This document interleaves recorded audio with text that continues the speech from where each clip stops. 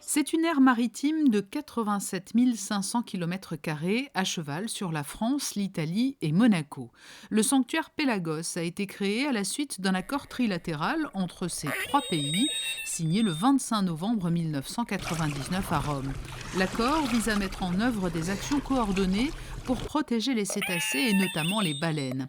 Dans le cadre de la Classic Week, une conférence de presse était organisée par WWF France et Italie sur le navire Palinuro afin de dresser un premier bilan après 15 ans. Comme tous les bilans, hein, il y a des points positifs et des points négatifs. Donc le point positif, c'est qu'évidemment ça existe, qu'il y a eu de la part des parties un certain nombre de travail, en particulier sur le travail scientifique qui a été vraiment très important.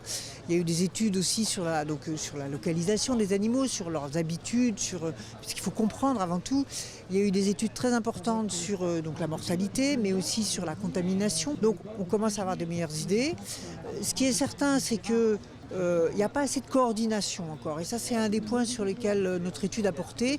Il faut que les trois pays, les trois entités, la France, l'Italie et Monaco, soient vraiment mieux intégrés, mieux soudés, qu'il y ait plus d'efforts qui soient faits pour effectivement minimiser les impacts. Les collisions avec les navires sont la première cause de mort non naturelle des baleines. Pour cela, WWF France développe avec son homologue italien plusieurs projets. L'un d'entre eux devrait permettre aux navires de commerce de localiser les cétacés lorsqu'ils les croisent et d'envoyer ensuite ces informations aux autres navires sur zone.